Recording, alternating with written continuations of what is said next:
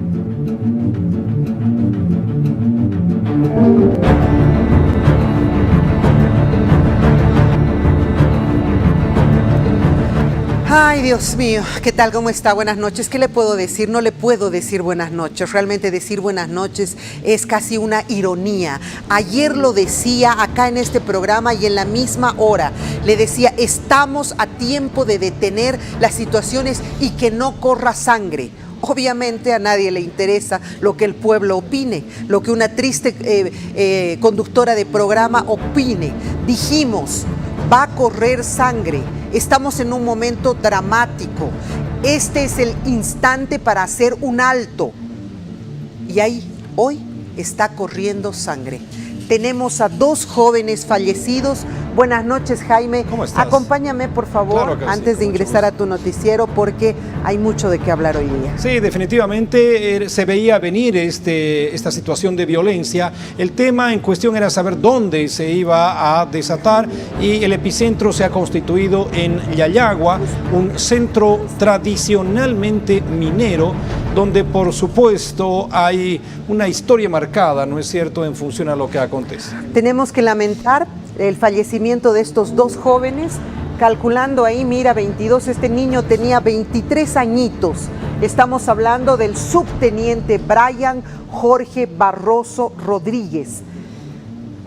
Este otro niño nació el 97, este niño tenía 28 años, subteniente Carlos Enrique Apata Tola. 2 jóvenes, me hace la toma con los 2 jóvenes, gracias. Estos 2 jóvenes han fallecido, estos 2 jóvenes han dado su vida, estos 2 jóvenes han ido a pelear. A estos niños los veo yo todos los días cerca de mi casa porque vivo muy cerca de la Academia de Policías, y estos jóvenes van a estudiar felices, contentos, ilusionados, pensando que de repente su vida va a cambiar, su economía va a cambiar. Nadie se imaginó que iban a tener que entregar la vida. Vivimos como salvajes. La vida de nuestros hijos no cuesta nada, no tiene valor. Podemos ir a mandarlos como carne de cañón donde gente que tampoco tiene ningún sentido de valor por la vida humana. Y pueden destruir la vida de un niño que está empezando a vivir y no tienen ningún dolor. Son nuestros hijos. Hay madres que han criado a estos jóvenes, hay padres que los han mantenido, probablemente ya tengan pareja o hijos. Esto es dramático. Jaime, yo te preguntaba un poquito antes del programa, expliquemos a la población por qué Yayagua, por qué el epicentro del conflicto está en Yayagua. Es que Yayagua tiene una composición social bastante particular. Allí existe el ayllu, ¿no es cierto?, que es una composición quechua, de origen quechua. Tienes a los citadinos, a los que viven dentro de la ciudad, y tienes, no por menos, a los mineros, ¿no es cierto?, que tienen una tradición dentro de la historia de Bolivia. Yayagua es un centro minero histórico, todos conocemos lo que ha significado Yayagua, inclusive en luchas en la época de la dictadura. Los ayllus son grupos humanos con un sentido muy fuerte de comunidad y de sociedad y de unión. Generalmente la gente de los ayllus siente que son directos descendientes de un solo grupo, ¿no? Y en algunos casos sienten que son de un grupo privilegiado y hasta de una deidad, descendientes de una deidad, que por relaciones tienen pues confrontación con otros ayllus. En este momento el ayllu que está atacando es el ayllu Chipaya, ¿no es cierto? Chipaya. Pero ahí también están los cacachacas y los laimes. Claro, no hay los laimes, los cacachacas, que en el año 2000 entre ellos mismos sostuvieron una guerra, ¿no es cierto? A eso es lo que me iba. El ayllu es un conglomerado de familias, tiene esa composición y son núcleos de familias que después hacen a la comunidad. En este caso, al ayllu que tú haces referencia. Entonces, ahí, por ejemplo, hay armas, porque hay una vieja tradición que se suele decir allí, que un miembro de estos ayllus va al cuartel en 2 oportunidades. 1 para hacer su servicio militar y 2 para robarse algún fusil. Se roban los fusiles Mauser que todavía allí existen. Cuando se enfrentaban los laimes y los cacachacas, nadie entendía por qué tenían armas. Luego se descubrió que era porque esas eran las armas que habían desaparecido de ese periodo. Claro.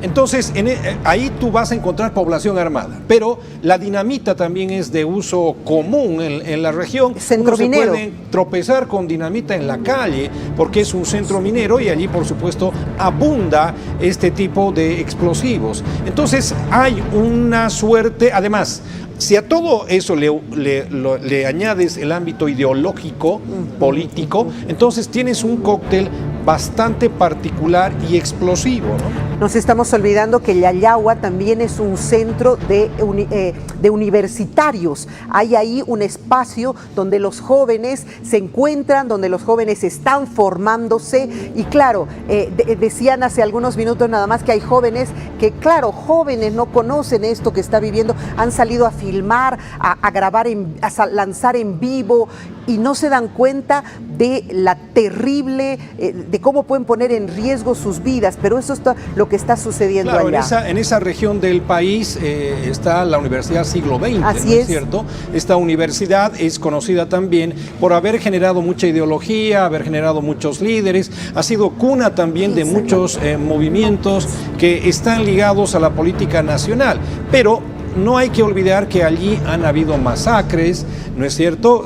Puede uno recordar, por ejemplo, la masacre de San Juan, también puede recordar otras matanzas que han existido en esos centros ese lugar. mineros. Lo que hacían los gobiernos, sobre todo de corte militar, lo primero que hacían era, ¿no es cierto?, ir a las minas y silenciar las radios mineras, y después de eso hacían una racia con los mineros y se decía en esa época que era la única forma de contenerlos. No olvides la masacre que cometió, por ejemplo, Barrientos Ortuño en 1967, cuando el Che Guevara estuvo acá. Así es. Entonces, ahí también hubo una masacre muy fuerte y con eso se trató de aplacar ese movimiento en ese momento. Sin embargo, los mineros conocemos el estilo que tienen, la confrontación que realizan y que no dan pues un paso atrás. Este video que estamos viendo en este momento es un video en vivo. ¿Esto es TikTok? ¿Es TikTok? Escuchen por favor, son jóvenes que están viviendo allá. Ellos ya han confirmado que este ayllu Chipaya ya ha ingresado y que está tomando todo el lugar. Han pedido auxilio a la policía, han pedido auxilio a los militares. El pueblo está suplicando que vaya un grupo de militares a resguardarlos porque se están entrando a Yayagua. Ya hubo en Chayapata una confrontación el fin de semana donde justamente están Ayllus y Cacachacas, ¿no es cierto? Hay esta serie de composiciones sociales que se manejan en todo este lugar, tanto en Oruro como en Potosí, pero en Potosí, quienes hemos tenido la fortuna de visitar estos centros mineros, ¿no es cierto? Hay un antecedente histórico marcado por este tipo de arremetidas de los ayllus contra lo que podríamos llamar los citadinos. Eso también históricamente se ha visto, y los mismos lugareños narran que cuando ellos entran ahí es terrible, ¿no es cierto? Porque el nivel de violencia es irracional, si es que hay alguna violencia racional, ¿no? Siempre he pensado que quienes trabajan en las minas tienen de repente menos apego a la vida, no quiero decir otro concepto que sea muy duro, menos apego a la vida, porque saben que pueden ingresar y no salir. Imagínense trabajar todos los días en un lugar donde ingresas y tal vez nunca más salgas, entonces empiezas a naturalizar la muerte. Para nosotros la muerte es, no, por Dios, nunca me quiero morir, pero una persona que todos los días entra a la mina y puede morir, entonces naturaliza la muerte, se familiariza con ella y la vida tiene menos valor.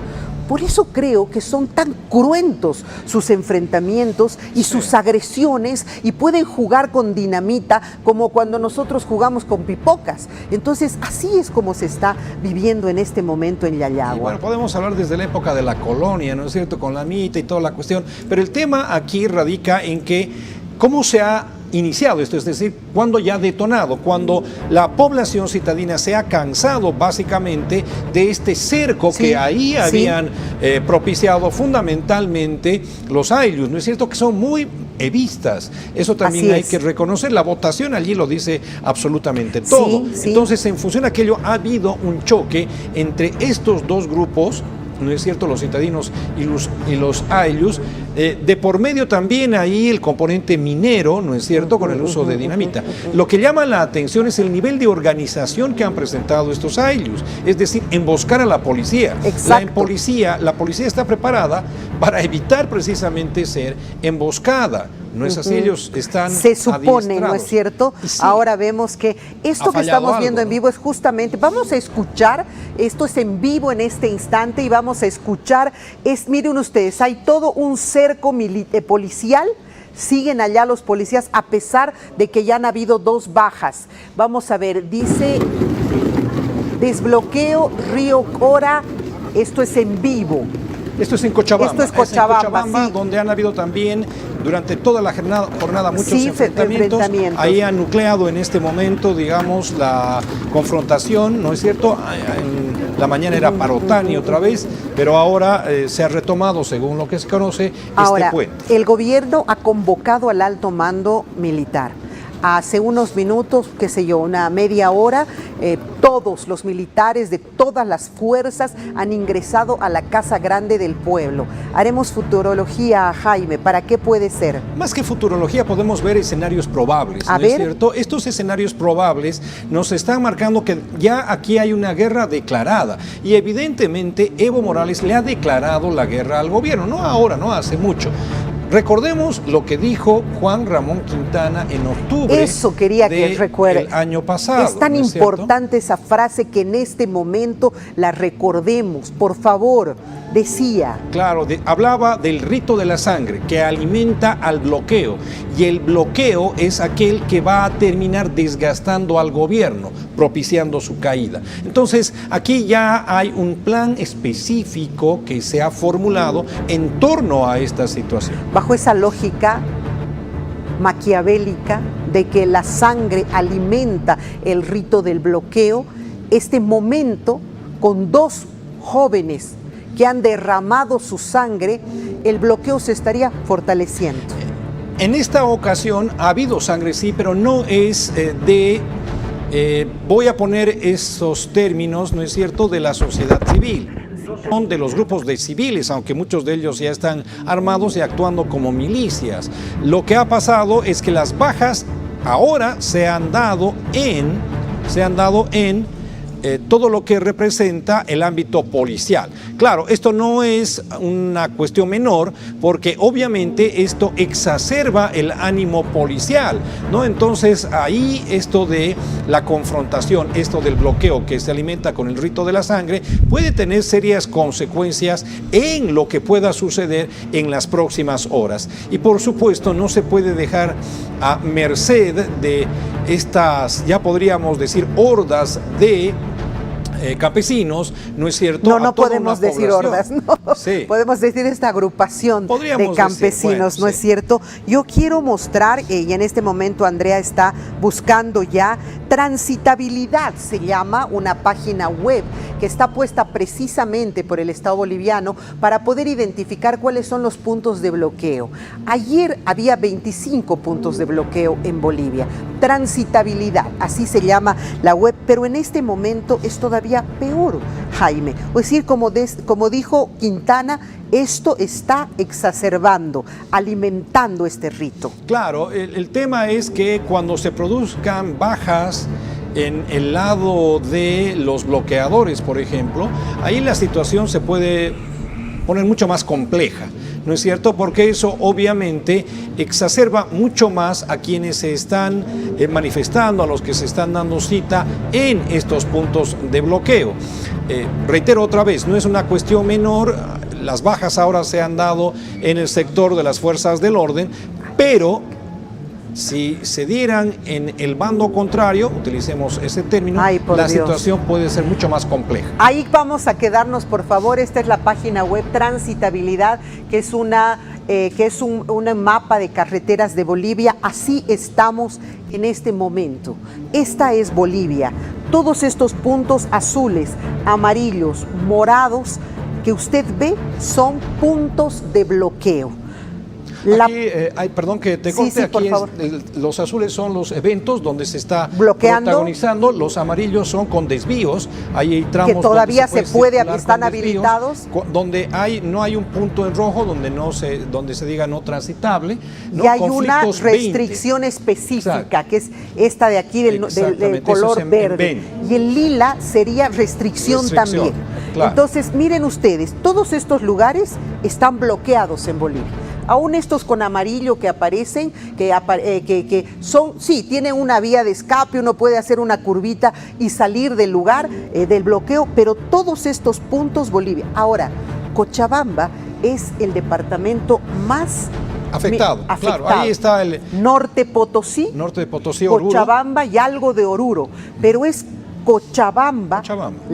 Es el epicentro del conflicto. Es la tierra de Evo Morales, ¿no? Es decir, en el área rural, porque si hablamos de las urbes, no, por supuesto. No, ahí ya hay un rechazo más bien muy evidente por lo que ha pasado en 2003 en Cochabamba, por ejemplo, con la muerte de este joven Uresti. En fin, hay mucha historia también ahí, ¿no? Pero Cochabamba es el bastión, definitivamente, ¿no? Los políticos de derecha están pidiendo, Samuel lo hizo, lo está haciendo también Manfred Reyes Villa, están pidiendo la detención definitiva de Evo Morales. Según ellos, la fórmula pasa única y exclusivamente por detener a Evo Morales.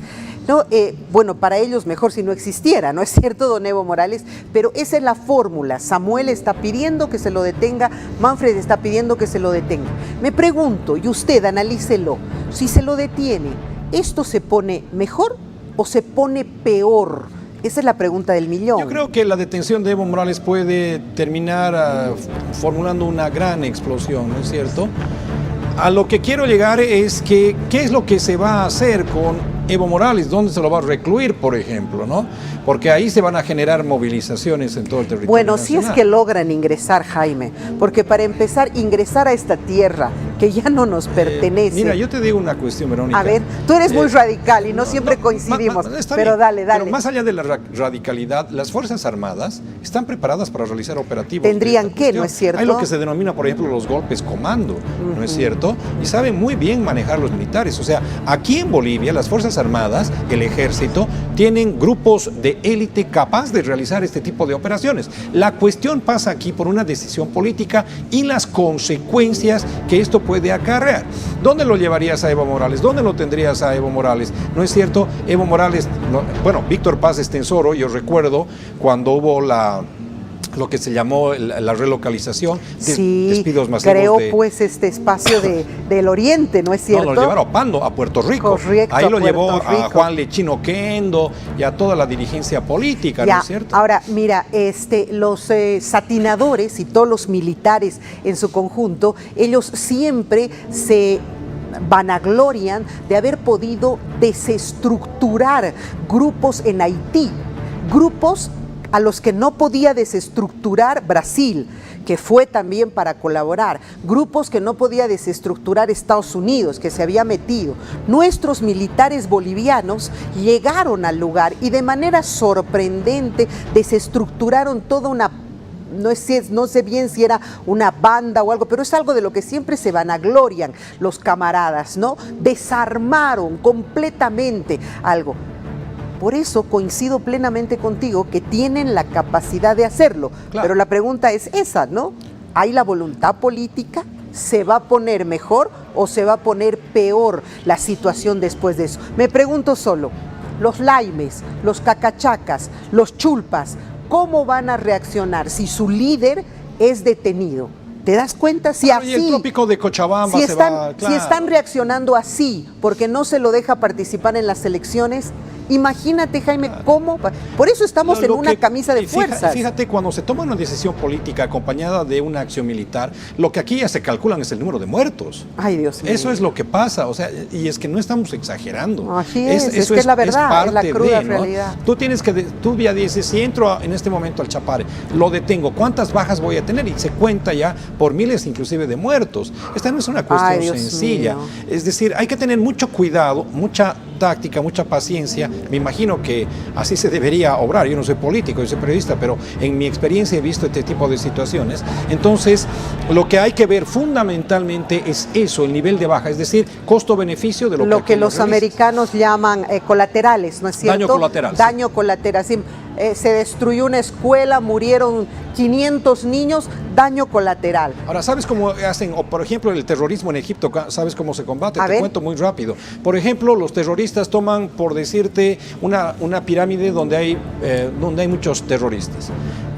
No los dejan ni actuar, entran ahí y desorganizan toda la banda con las bajas que sea. Es decir, por eso en Egipto se ha cortado de alguna forma esta irradiación de los grupos terroristas. Es decir, mi conclusión es que cuando se quiere operar militarmente, militarmente sobre todo, se puede hacer. Fíjate lo que están haciendo los israelitas en la franja de Gaza, ¿no es cierto? A una banda armada como Hamas, por ejemplo. No, sí, de que se puede, Jaime. La decisión pero política es es la que cuestión. no se trata, no, y también el contar las vidas humanas, de que se puede, todo se puede hasta mandar una bomba, ¿es lo correcto? ¿Cómo va a reaccionar después el pueblo? Yo me sigo preguntando eso. Si ahora están así porque no se lo deja participar en las elecciones, imagínese usted lo que va a suceder en caso de que... Por eso es que el gobierno está con pies con puntillas, ¿no es cierto? Está caminando de puntitas porque la verdad es que esta situación se pone muy difícil. El que haya ingresado todo el alto mando militar nos dice mucho. Porque no lo vas a llamar para saludarlo, ¿no ve? En una crisis como esta. Se está pensando en una opción militar, está claro. Se está pensando en una opción, o bien se está pensando, aunque creo que Torrico lo dijo que no va a suceder. No va a haber estado de excepción. En un estado de sitio. De repente lo que se puede hablar es de una mayor presencia militar, ¿no? Lo que se conoce como militarización. De repente se puede hablar de aquello. Pero el estado de excepción creo que ha perdido su rigor en Bolivia. Banzer convocó a uno de estos hechos el año 2000, cuando ya el Malcu, por ejemplo, había bloqueos en la zona sur, es decir, al lado de Mayas, en todos los lugares, ¿no es cierto? Ahí se convocó a un estado de sitio y no tuvo ninguna chance de éxito. Por el contrario, derivó en una pérdida de poder de Banzer, ¿no? Es verdad. Jaime, querido, tengo al mejor, estoy orgullosa de la persona que tengo en el canal. Gracias. Conversar contigo, analizar contigo es siempre muy enriquecedor. Eres un hombre con mucho conocimiento y siempre puedo confiar en tu presencia para hacer análisis sesudos e inteligentes. Muchas gracias. Muchísimas Jaime. gracias a ti cuando tú dispongas. Tú estás tan cerca también, los vemos todos los días. Somos de Bajo Cegua en Coma, vemos a estos jóvenes todos los días. Efectivamente, los vemos todos los días y bueno, con la ilusión siempre de tratar, ellos entran con mucho espíritu, ¿no es cierto?, de cumplir la ley. Bueno, el tema en cuestión es que es gente un riesgo. Joven. Yo veía una declaración de la madre de uno de ellos, ¿no es cierto? Por Dios. Con todo el esfuerzo que implica. Así es. Primero que ingresen y después que puedan cumplir y acabar la carrera académica. Y esto yo quiero, y gracias Jaime, de verdad, gracias, voy a ir a un corte, pero esto yo quiero cerrar con esto. Usted señora, usted señor, yo los veo todos los días por mi barrio, porque yo vivo ahí.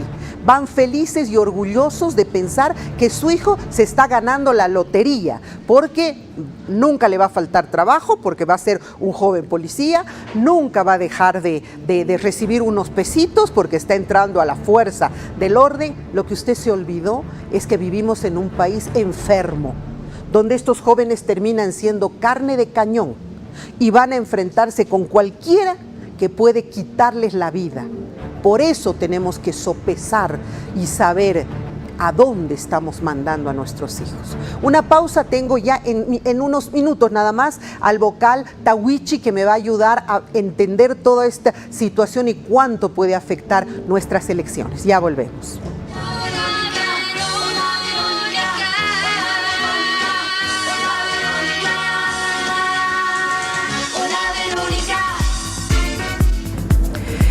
Quiero saludar muy cordialmente al vocal Tawichi, que ha tenido la gentileza de poder contactar con nosotros. Buenas noches, ¿cómo está Tawichi? Gracias por contactarnos.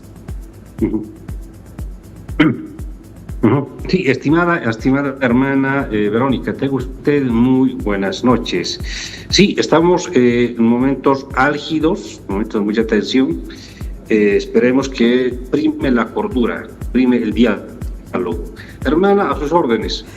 Bueno, lo primero que tendría yo que preguntarle como boliviana y sabiendo que usted está a la cabeza de nuestro órgano electoral, o que es parte fundamental, todo este conflicto, el hecho de que las Fuerzas Armadas hayan sido convocadas a Palacio, ¿puede poner en riesgo de alguna manera las elecciones? A ver, hermana, quiero partir de lo siguiente, ¿sí?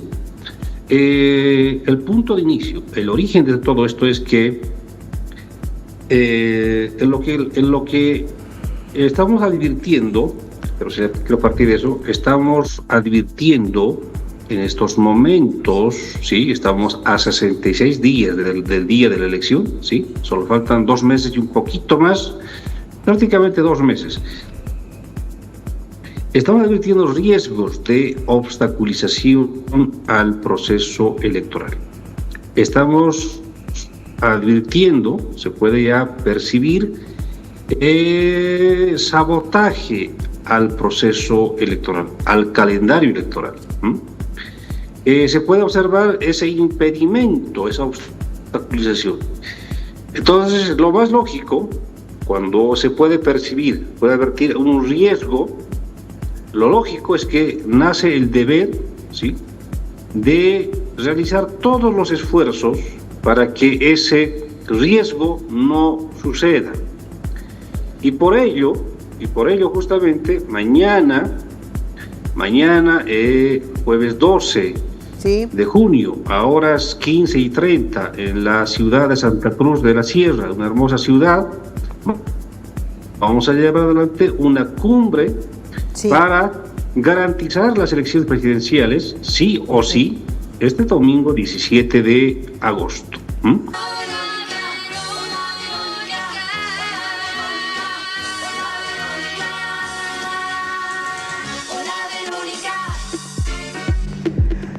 Y continuamos hablando con el órgano electoral plurinacional. Esta vez voy a hablar con el secretario de Cámara, al doctor Luis Fernando Arteaga, quien conozco desde la época de Condepa y es un hombre que verdaderamente ha hecho institución de este trabajo y que yo creo que no debe haber nadie que conozca más y mejor un tema electoral. Fernando, buenas noches, qué gusto saludarlo.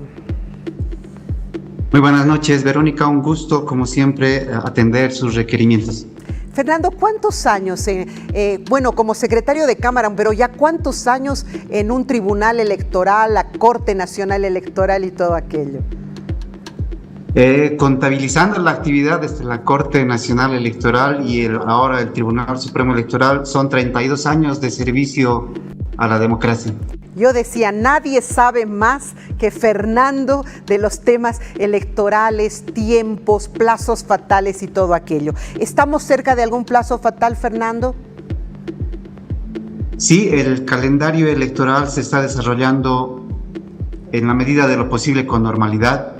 Ya hemos ejecutado más de la mitad de las actividades electorales previstas y luego de la inscripción de candidatos, la publicación de las listas, se viene un plazo que es muy interesante, el plazo del sorteo en la papeleta, en la ubicación que van a tener los partidos en la papeleta, que parece un tema un poco menor, pero en realidad es un tema que les interesa a las organizaciones políticas porque se define en qué lugar van a estar en la papeleta electoral. Esto va a ser el día lunes 16 a las 5 de la tarde en el Tribunal Supremo Electoral. ¿Nos hemos quedado con 10 partidos políticos o hay alguno más? Nos hemos quedado con 10, son quienes han cumplido con todos los requisitos para su habilitación, han presentado candidaturas, han presentado últimamente sus diseños de franja y las fotografías de los candidatos y ellos están habilitados para entrar a este sorteo de ubicación. Va a ser este acto interesante porque va a definir qué ubicación tienen en la papeleta cada uno de estos partidos. Cierto, no les gusta mucho a los de la derecha estar en la izquierda, ni a los de la izquierda estar en la derecha. Me acuerdo de todo eso todavía, Fernando. Bueno, todos tenemos la duda y la incógnita de por qué hay candidatos que están haciendo campaña, que están saliendo a las calles, caso Dun, pero que ni siquiera está registrado. ¿Estamos dentro de un periodo en el que todavía puede ser parte de ello? Sí, es evidente, es una situación muy peculiar de este proceso electoral. Se ha promocionado mucho a este candidato y oficialmente no está registrado.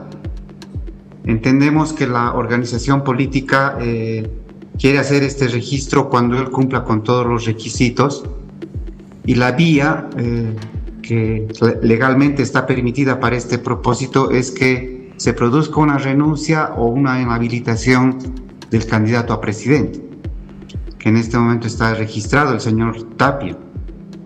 Entiendo que el partido Nueva Generación Patriótica quiere hacer o aplicar esta figura de la sustitución por renuncia para poder habilitar al señor Dun.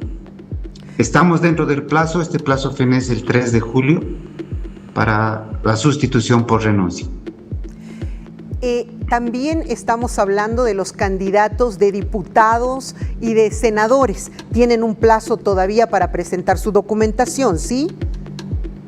Documentación ya no. No. Se ha vencido ya el plazo para la documentación. Inclusive el Tribunal Supremo Electoral excepcionalmente habilitó 2 días más, adicionales, sí, para que puedan subsanar, complementar. Y una vez que se ha publicado la lista, ya no hay opción de complementar o subsanar documentación, porque estábamos hablando de un cumplimiento de requisitos que la misma ley de régimen electoral obliga al Tribunal Supremo a hacer la revisión.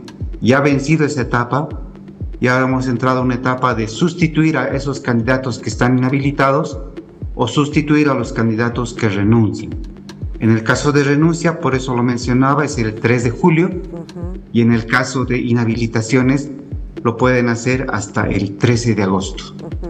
La papeleta que vamos a recibir, esta de 10 partidos, todavía no está definido. ¿Qué sucede si un partido se baja? Hay muchos de los partidos que están todavía pensando si se van a retirar o no. La impresión misma de esta papeleta, ¿cuándo se realizaría? Y hay opción de que algún partido, porque están en eso de que en alianzas, de repente podemos ir mejor juntos, no disperses el voto, bájate nomás, y están en esas negociaciones que antes no veíamos, Doc, seamos honestos, pero están en esas negociaciones. Dígame, ¿hay esa opción de que de repente disminuya la papeleta? Tal vez para responderle es bueno tomar el ejemplo del año 2020. A ver. El año 2020 varias organizaciones se han retirado de la elección casi al filo del proceso electoral. Es decir, cuando ya estaba impreso todo el material electoral, cuando ya estaban sus imágenes en la papeleta, y el Tribunal Supremo ha tenido que emitir una resolución disponiendo ciertos procedimientos administrativos para que esos votos no sean computados. Indudablemente es una situación no regulada en la ley, porque se entiende de que todos los partidos que han comunicado su participación, que han registrado candidatos, van a hacer una participación efectiva. Sin embargo, el Tribunal Supremo Electoral está preparando un protocolo si se diera esta situación para evitar de que estos partidos que decidan no participar a esta altura no sean incluidos en la papeleta, y si estuvieran en la papeleta se adopte alguna medida preventiva para que no cause confusión a la ciudadanía al momento de hacer este proceso de impresión. Ya se ha iniciado el proceso de contratación de las empresas para la impresión de material electoral y a fines de este mes ya se va a iniciar el proceso de impresión, porque tiene un tiempo de aproximadamente entre 20 a 30 días el proceso de impresión que lleva todo el material y además de su preparación para la distribución. Entonces, si alguno de los partidos quiere retirarse de esta contienda, tendría que definirlo máximo hasta fin de mes, para que no ingrese sus datos en la papeleta. Entiendo, pero doctor, debería existir una sanción. Recuerde usted que en nuestra época, en la mía por lo menos, cuando uno no lograba el 3% de votación, se le hacía una sanción. Imagínese en este caso el bajarte, porque esa sanción era por el pago de la papeleta. Usted no ha cumplido ni el 3%, tiene que pagar una multa porque hemos hecho imprimir con su nombre y su partido más. Y no tendría que ser una multa, igual se les aplicó alguna sanción el 2020 a estos partidos que al último se bajaron, pero que se imprimió. Sí, esta previsión que tenía el Código Electoral creo que era una previsión muy interesante porque los partidos que no cumplían o no con un porcentaje de votación, como usted lo ha mencionado, eran sancionados, o sea, estaba bajo su cargo hacer un pago del costo de la papeleta en la proporción que les corresponde. Y esto aseguraba además que no se haga un gasto inútil en el material electoral. Y además que cubría un costo que es alto, el costo de las papeletas por las medidas de seguridad que se incorporan. En este momento van a ser más de 7 millones de papeletas que se van a imprimir, va a haber voto en el exterior, entonces el costo es bastante alto. Lamentablemente las nuevas previsiones normativas no han incluido o han retirado de la normativa esta obligación que tenían los partidos de cubrir el costo de la papeleta. Y el órgano electoral no lo puede poner en un reglamento porque debe estar en una ley esta disposición del costo del material electoral. Queda para una tarea pendiente para un siguiente proceso electoral porque es importante que las organizaciones políticas sean serias en su participación y responsables con la ciudadanía que está al final cubriendo con los impuestos el costo de todo el material electoral. No me parece nada justo, ¿no? Porque a unos sí se nos ha sancionado, pero a otros no se hace eso. Entonces creo que la norma ha retrocedido en vez de haber avanzado para ser más rígida y más inflexible. Pero bueno, la papeleta, doctor, que seguramente en un momento la traeremos al programa y haremos, pero la papeleta es para candidatos presidente y vicepresidente. ¿La foto así va? En la papeleta va la foto del candidato a presidente y va el nombre del candidato a vicepresidente. Ya. Y en una franja inferior va el candidato a diputado uninominal. Uninominal, correcto. Y en el voto en el exterior solamente es la papeleta para presidente y vicepresidente. Ajá. Bueno, uninominales sí aparece, plurinominales ya van junto con el candidato, senadores van junto con el candidato, como es nuestro sistema político y nuestro sistema electoral. ¿Se están yendo sus vocales a Santa Cruz, doctor? Así es, se ha convocado a un cuarto encuentro multipartidario e interinstitucional por la democracia. Consideramos que este espacio de diálogo es fundamental para no solo blindar las elecciones, sino construir con este diálogo un trabajo conjunto. No olvidemos que la ley establece un principio de corresponsabilidad, es decir, los procesos electorales no solamente son administración del órgano electoral, sino que tienen que tener la participación y responsabilidad de los otros órganos del Estado. Así es. Pero además de las instituciones que en este momento tienen un deber fundamental, como es el tema del Tribunal, el Ministerio Público. Están siendo invitados. Perdón. ¿Me escucha? ¿Me escucha, doctor? Lo escucho. Sí, yo le preguntaba, ¿se van solo los vocales o se va también su equipo de trabajo? Una pregunta. Y dos, ¿solamente para la cumbre o también avanzan algunos otros procedimientos allá en Santa Cruz? Sí, además se ha previsto de este encuentro hacer sesiones de sala plena porque hay temas electorales que deben ser resueltos y se debe continuar con el calendario electoral. Entonces va a haber 2 sesiones de sala plena. Se va a realizar este encuentro en el que se procura hacer este blindaje institucional de las elecciones para que prime la paz social, prime la tranquilidad en el desarrollo de las elecciones, y en esto cada órgano del Estado deba cumplir sus funciones. Estamos hablando del órgano ejecutivo, del Ministerio Público, del órgano judicial, etcétera, que haya un compromiso para que el desarrollo de las elecciones sea con total normalidad. Sea así. ¿Usted también se traslada? ¿Se trasladan algunos otros funcionarios? Sí, hay un personal de apoyo que está yendo a coordinar este evento, pero también la Secretaría de Cámara asiste porque va a haber estas sesiones de sala plena que deben atenderse también como parte del proceso electoral. Bueno, doctor Arteaga, le agradezco muchísimo, primero toda su experiencia, su conocimiento y estar presente ahí todavía empujando y trabajando por la democracia, que es lo mejor que podemos cuidar y respetar los bolivianos, y también por su tiempo, por habernos atendido con el programa. Un gusto saludarlo, gracias. Un gusto, Verónica, y atento siempre a sus requerimientos de información. Un gusto, gracias. Así lo haremos, nos comunicaremos en cualquier momento. Muchísimas gracias.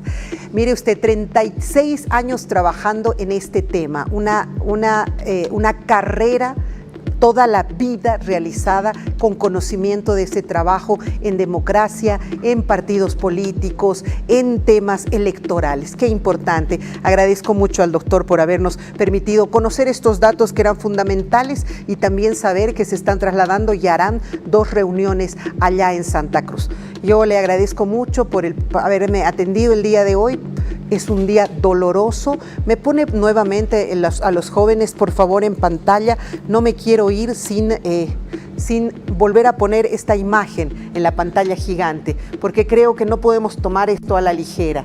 Se nos han ido 2 hijos, se nos han ido 2 jóvenes que eran hijos de alguien, hermanos de alguien, tal vez padres de alguien. Se nos han ido 2. Y no tenemos por qué seguir derramando ni una gota más de sangre.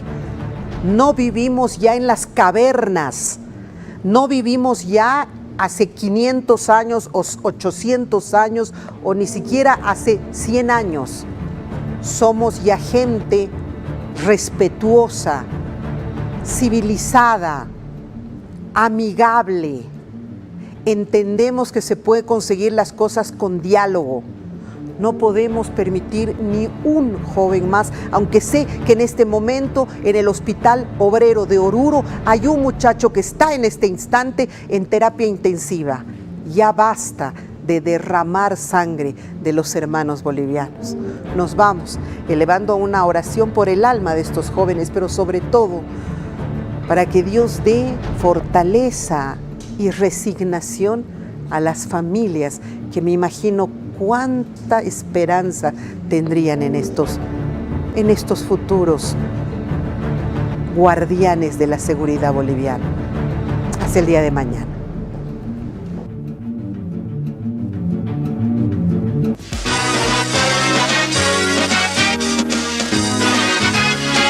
Hola Verónica, un mensaje de amor, de optimismo en tu televisor. Hola Verónica, una ventana abierta para ver el mundo con el corazón.